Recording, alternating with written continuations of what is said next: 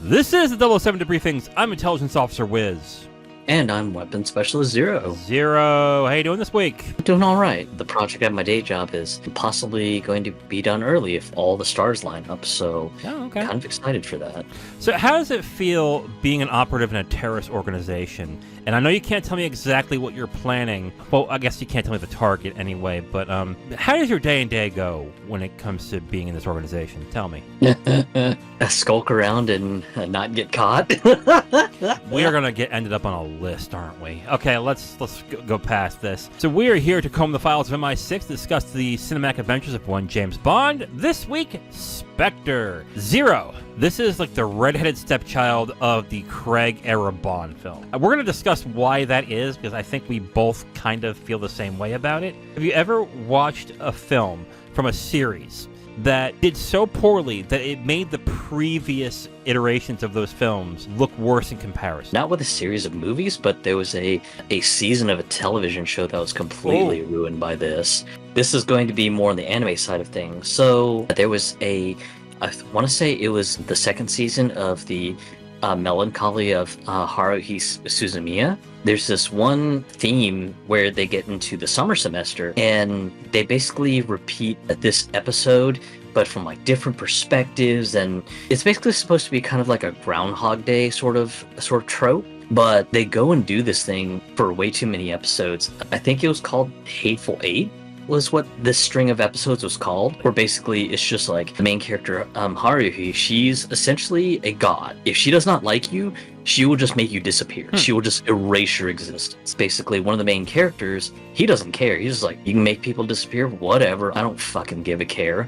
And she has so much fun with him in the summer, and we're not wanting to kind of move on to the fall semester, that basically she causes a time loop. The male lead, he basically notices something's up, like I think by the second time cycle, which is like the second episode of this cycle. And I was just like, okay. When the second time happened, I was just like, okay, that's fair enough, because maybe you didn't notice the first time, and then second time you're like, hey, hold on a second, this is deja vu. And then it happens like several other times, and I was just like, God, please stop. And it was actually funny too, because most Japanese anime fans are pretty polite, but this string of same episode just being repeated multiple times from like different camera angles and stuff like that annoyed fans of Haruhi so much that they wrote into Kyoto Animation. They're just like, dear fucking God, stop this. Move the fuck on. When the episode preview came up of the cycle's been broken, everyone was just like, thank fuck. I feel that way with Game of Thrones. I'm one of the people who think that the last season of Game of Thrones ruined the entire series. It's basically because in Game of Thrones, they should have taken more time to develop those characters, make the ending work, but because they rushed the entire ending, it actually hurt the rest of the series to me. I actually tried watching it again, and I kept saying to myself, yeah, but I know how this ends, so this is kind of pointless. And that's the worst thing you can do for a series of books, novels, movies, TV shows, is that if you make an iteration that then negates the forward progress that was made in the previous seasons, you really fucked up. Let us get to the mission objectives for Spectre. We're going to go through all the different types of elements of the film. And first, if we're going to go to 007, which is James Bond, played by Daniel Craig. This one, they're going back to the trope of a rogue agent, James Bond. He creates yet another incident, and M pretty much just puts him on ice again. He's, once again, the brutal Bond that he is, but this time, they sort of went with some of the womanizing tropes that you would expect from Connery. It kind of felt like it just spit on the last couple movies. It was like, oh God, why does this feel like we're going into tropes that Connery and possibly Brosnan were known for? It's just like, oh, God damn it, guys. Honestly, though, I kind of excuse it a little bit because in the way that they interpret Craig's Bond in this is that he doesn't do it because, hey, I'm bored and you're here, so why not? It's more like, I need fucking information, and the only way I can do this is nail this chick.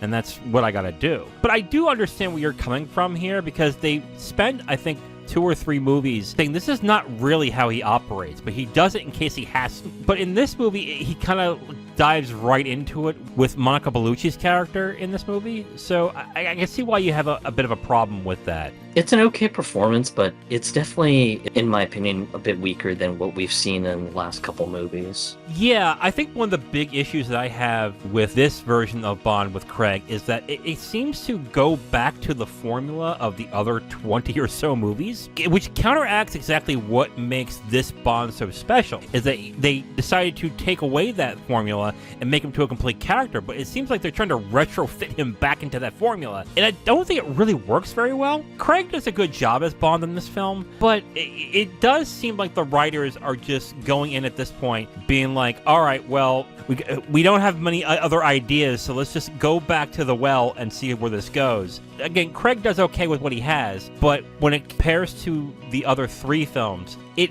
almost feels like they're throwing away all the growth that was in those 3 films. It definitely felt like, one, it spit on the last couple movies, but also just any character growth that we came to love from this new sort of more respectful to the original vision of the novels. It just kind of threw it all out the window. It's just a real damn shame because I love the last 3 movies just with Craig just being this scrappy Bond that is just having to pull a solution just out of nothing in some cases. And he's brutal, he's ruthlessly efficient about it. The one motivation that he has is the duty he has to his country. With this one, it's just kind of like, throw that all out the window. People like Connery and Brosnan, right? Let's try to retrofit some of that stuff back in. It's just like, no. I agree with you. I think that they're taking what was so great about the first 3 movies, specifically Casino Royale, and it's slowly trying to get that stuff away to just fit him into that formula, and I think it does a disservice. All right, Zero, so let's get into villains, and the villain that we have is oh god, Ernst Stavro Blofeld, played by Christoph Waltz. He starts off kind of interesting, especially when Bond first encounters him at the Spectre meeting out in Italy and everything, because Bond thinks he got the one-up because he stole the ring off of the one villain in the beginning sequence and everything, and he's dressed up in a suit and all that, so, you know, so Bond thinks he's got the leg up on the situation, so he attends this meeting, spies on what they're all saying, and then Blofeld kind of shows him that, I knew this would happen. It's kind of a real interesting moment, because for the most part, Bond seems like he's been on the up and up. Blofeld just kind of goes, hey, what took you so long? I've been waiting for you. And then you see like everyone in the meeting just kind of face Bond, and it's just like, oh shit. Blofeld's been paying attention all this time. Oh shit. And then shows up towards the end and at the resort out in the middle of the desert and everything, and kind of shows off that he's sort of a master manipulator by showing off some footage to try to turn Dr. Swan against him. Then he kind of goes to cartoonish super villainy with the torture scene. And then towards the end sequence over at the old MI6 headquarters and everything, just setting up the old building with just booby traps and everything, and just like, oh god, just you start off with something interesting and then you just develop Blofeld into like cartoonish tomfoolery. What a fucking waste. A waste is the best way you can put this. But first off, let's talk about why they would bring Ernst Stavro Blofeld back. And for one note, I think it was a good idea. It would make sense if you're going to reboot the series that you bring back Blofeld, because Blofeld is probably one of the most well-known of the villains when it comes to Bond, and one that is considered to be a rival of sorts, especially in the beginning Bond movies. So that makes sense to me why they would say, you know what, if we're going to reboot this, we need Spectre again. We need Blofeld again. And I agree. I think that's a great idea. Here's the problem. Spectre in the original Bonds with Connery was kind of goofy, and it was treated as goofy as well because no one really took Bond movies seriously. They were goofy, fun entertainment. And Blofeld being that way was like, yeah, okay, it fits with the vibe of the film. To me, that makes sense. In the reboot, they're trying to make it much more gritty, serious, much more grounded in reality. But for some reason, they didn't take a look at it and go, okay, what are the elements of Spectre and Blofeld from the old movies that we need to rip out, and how can we fashion it into this Bond? And that's what they did not do in this one. When do you first meet Blofeld? In a meeting with a bunch of people talking about all the crimes they are perpetrating all across the world, which is the exact same thing they did the Connery version, which we both pointed out was kind of silly back then too, but it fits with the theme, I guess. to have it dark, brooding, and really dangerous looking in a very seedy corner of Rome, and then having to do that again. What do you think about the entire thing with Spectre as a whole and how they represented Spectre in this movie? It's just, once again, another scheming organization. Granted, it wasn't like super buttoned down like we saw back in one of the earlier movies where it just looked like a business meeting where they're talking about P&L statements and stuff like that. But we don't really have much insight other than, okay, they're just a bunch of schemers. And then the other thing, too, is if this group is supposed to be the group that has been causing all of the stress in the world, which is what they portrayed them as, don't you think they just made them incompetent because Bond basically took care of them 3 times? When it's eventually found out that Blofeld and Spectre caused all the 3 things that happened in the last 3 movies, at that point, I'm looking at this going, oh, so you guys suck, really, don't you? Bond beat you 3 times. But what I think is the worst thing that they did, and one of the dumbest twists that I've ever seen in a movie, well, there are other dumb twists, but this is one of the dumbest. Making Blofeld his brother. Why?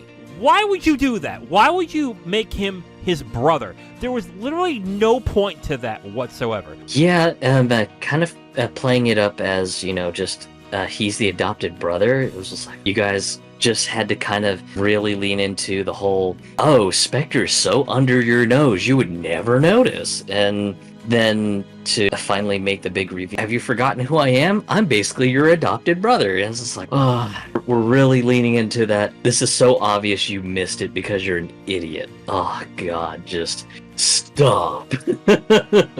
Yeah, I just realized something when you were talking. In Austin Powers 3, didn't they reveal that Dr. Evil and Austin Powers were brothers? I forget, it's been so long. Okay, I may have dreamed that up, but if that's the case, then they just took from Austin Powers and brought it into Bond, which was like, what the fuck is this? I gotta be honest though, I think Waltz does a passable job in this. Waltz is a very good act, but this villain is so bad and has so many elements wrong with it that it actually hurts the previous 3 films. And that really takes something. That really is just like, wow, how could you screw up that bad? I definitely feel that way. And like I said, it starts off so interesting. And I was just like, oh man, this is kind of a fun reveal, throwing it back to Bond and basically going, at least in the business meaning of, hey, I've been watching you all this while, and kind of taking Bond completely off guard because, again, Bond thought he'd leg up. He was just like, sweet, awesome. I infiltrated this meeting. I'm going to be able to spy on everyone, and I'm going to get the drop on everyone. To be completely disarmed by this whole, oh, yeah, I knew you were coming. I saw it from a mile away. It was just like, what a way to disarm Bond and, just really throw him on the back step. As the movie went on, he became more and more silly and a Saturday morning cartoon supervillainy, and it was like, oh, damn it, guys. You had something good. You had something good. Yeah. And you just threw it out, and it's a complete waste. All right, Zero, so let's get into the Bond girl, which is Dr. Madeline Swan, played by Lea Seydoux. Lea Seydoux fantastic. It was kind of interesting having her being the portrayal of Mr. White's daughter and everything. The way she's portrayed is she just hates any sort of this, like, murdering and scheming sort of stuff. When Bond encounters a dying Mr. White, he's just like, yeah, my daughter wants to have nothing to do with me. But, just I pissed off the wrong people, and now apparently they want to put her in as fair game, and that's completely wrong. We're not supposed to target women and children. This is bull crap. And then, of course, when Bond meets her, when she gets to the psychological evaluation question, she's like, so what do you do for work? You left the field empty. And Bond's basically like, I left it empty because it kind of scares people when I put down what I do for work, but yeah, I'm an assassin. And my God, she just has the most visceral reaction, like she's touched a hot stove or something, and she's just like, get out now. And I was just like, wow, yeah, just Mr. White was not kidding that she absolutely hates anyone involved with wet work. Holy shit. It kind of has an interesting dynamic because in the beginning, just Bond saves her and she just absolutely detests him, especially knowing that he's involved in the business of wet work. She's just like, yeah, I'm only cooperating with you because you're probably the only reason I'm being kept alive. Where it gets kind of weird is the train sequence. After just they end up beating up Mr. Hinks and getting him off the train and everything, all of a sudden they go back to their train car and it's just, all right, time to make sweet music even though we almost got murdered. I understand completely why Bond would fall in love with Dr. Swan. He hasn't been emotionally open with since Vesper. He has bedded women, but it was made clear that he's only doing it for the mission objective, nothing more. But by the time he meets Swan, she's a psychiatrist who can pinpoint exactly what's wrong with him and why he is the way he is and what he needs to do to heal. In that case, I understand exactly why Bond would fall for her. Also, she's played by Léa Seydoux, who is fucking stunning. I mean, God, yes, of course. My issue is, why the fuck would Dr. Swan fall in love with him? I don't understand this. Like, she openly hates her father because of the danger that he put her in. And then, like you said, when Bond tries to help initially, she outright rejects him because of the connection to her father. And is only sticking around because it's the only way she can survive. The only thing you could really say as to why they fall for each other is like embroiled passions, like something very traumatic happened, and oh my God, this horrible thing happened, and I need to be close to somebody, and boom, there he is. But they don't really portray it like that. They just go like, oh, well, have to have sex now, right? Like, yeah, that's around that time. Boom, we're done. I don't get it. I don't get why she fell for him in this movie. It just felt like an old standby. Like, Bond has to get the girl in the end. That's what this is. That's all it is. But, like, it's funny because I understand why Bond would fall for her.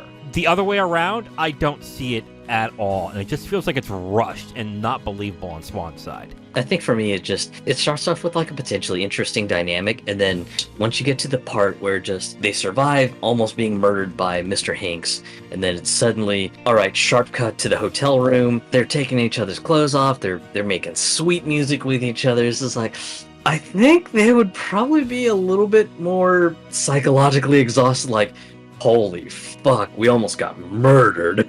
Yeah. No, I agree with you. I just think that was really odd.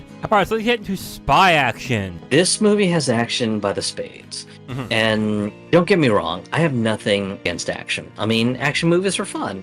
What makes a good Bond movie is it's got to have a little bit of a thrilling espionage. It's got to have its moments of just being able to kind of sneak in, do some sneaky stuff, and then get the mission done and kind of get one up on the enemy and everything. You have one moment that sort of happens, and that would be the meeting out in Italy and everything, where Bond gets the drop on Lucia Sciarra and kills her assassins, gets the info on where this super secret Spectre meeting is supposed to take place. He goes there, he kind of sits in, spies on the meeting. It's just like, okay, that's pretty good. That's pretty thrilling. And then, of course, just Blofeld ends up getting the drop on him instead, putting Bond on the back step. And then immediately just, boom, we're back to action again. And it's a crazy car chase and everything. And yeah, the car chase scenes are fun. It's an action movie, I get it. But a few spy espionage pieces that are in this movie, they're fun when they happen, but I almost feel like they get drowned out by all the action that happens. I think one of my favorite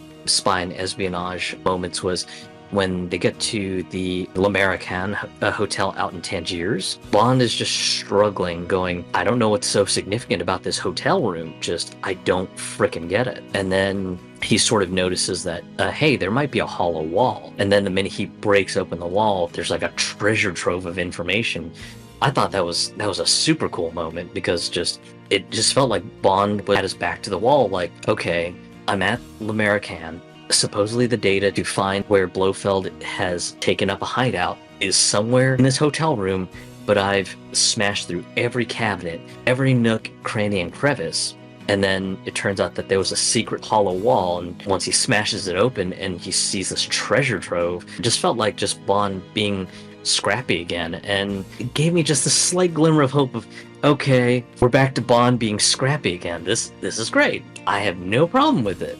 And then after that, it just kind of really dives just real heavy back into the action. And again, it just feels like that one scrappy moment of spy espionage sort of like moments, and just having to use his wits and his senses to figure out a situation. It just feels like it is gone in a whisper because of just how overpowering the action is.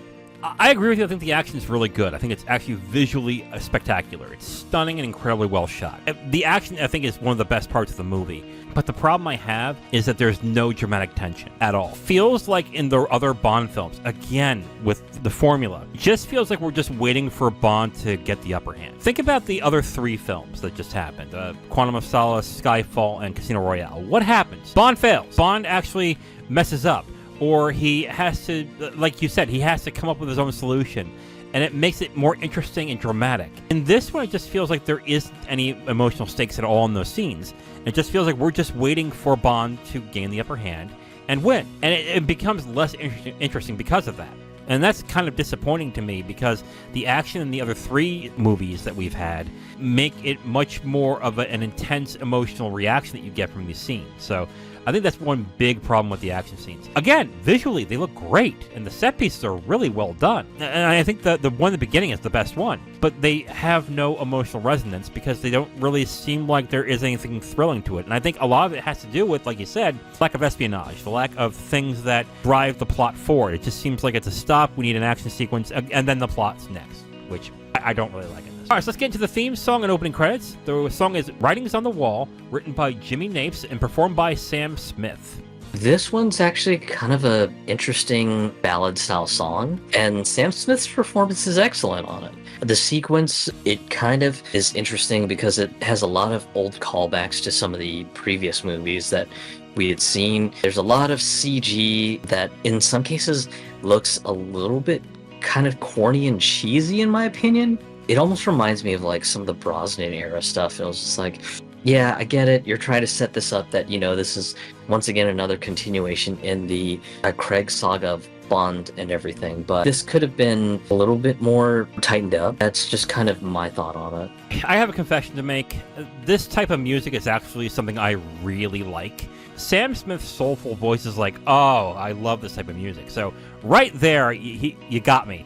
But I really like the song, and it actually kind of fits with the character of the movie in this movie. I actually like the song, and I think it fits incredibly well with the movie. I kind of agree with you on the opening credit sequence. It seems a little corny, but I still think it's stunning. And it also really works with the film, I think, because it's both in like really inky, black, gooey kind of thing with some gold trim around it. I actually kind of like the opening credit sequence as well in this. So I actually thought this was very good. I really like the song as well. It's like one of the few songs from a Bond film that I actually listen to often. Zero, let's get into our conclusions for Spectre. Go right ahead. This may be a bit of a shock to some people with just how much I've mentioned that the action's great and everything, but I'm going to have to say this is a mission failure because it just seems like it's a massive step backwards in Craig's saga, because just the last 3 movies, they've made a very, very, very resilient, scrappy, clever, and very cunning Bond. And then here we are trying to shoehorn in tropes from the Sean Connery era and also some of the Pierce Brosnan era stuff. And then we get to Blofeld, and Blofeld starts off with being potentially a very, very interesting villain, and then it sort of devolves into Saturday morning cartoon supervillainry. On top of that, then one of the big twists is, hey, by the way, I was your adopted brother. And it's just like, oh my god, we're just trying to cram the entire kitchen sink on how corny he is, aren't we? Ugh, Jesus. Lea Seydoux playing Madeleine Swan, she's a beautiful actress in this one. She starts off so interesting, and then with her turning into Bond's love interest, it just feels so forced and hackneyed with the train car scene. They go from being at each other's throats and her having an explicit hate for him because he's technically involved in wet works. And then suddenly, after almost being murdered, boom, we're just gonna go and make sweet music in the train car. This is like, you could have worked up to this. This could have been done with a little bit more decency and delicacy, and you guys just kind of threw that to the wind. It's a mission failure to me as well, and I've stated it a bunch of times in the review. I think this actually sets the entire reboot section of the Bond films back. When you have to say to yourself with a series of films, forget this one exists, that tells you how bad this film is. And I don't think it's the worst Bond film, but it's really up there, and it has a lot to do with the fact that the villain in this movie, which is Blofeld, is so poorly done in this movie. I'm not talking about Christoph Waltz. I'm talking about what they wrote on him. I'm talking about how they characterized him, how they characterized Spectre and everything, and how they just missed the mark on every aspect of this movie. And then the romance part you mentioned with Dr. Swan and everything. I like Lea Seydoux. I think she's a good actress. I think she fits this part well, but I just do not understand why she would also fall for Bond. I definitely understand why Bond would fall for her, absolutely, but I don't get the romance on her end of this. I think this is a very disappointing film, and especially after Skyfall.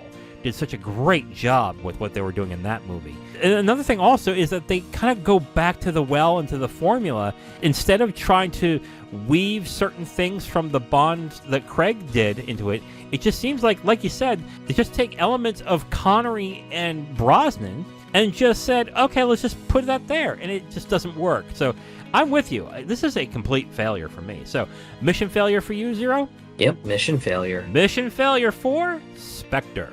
Now, if you want my full review on this movie, you can go to my website at IamTheWiz.com. You'll have my full written review right on the site, along with a link to the video that has this review that you've just listened to.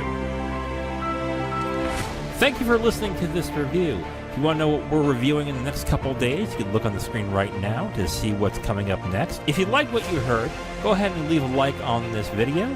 If you want to discuss your opinion on the film or the review itself, please leave a comment. And if you want to hear more, subscribe to the channel. Thank you again for listening. I will talk to you next time.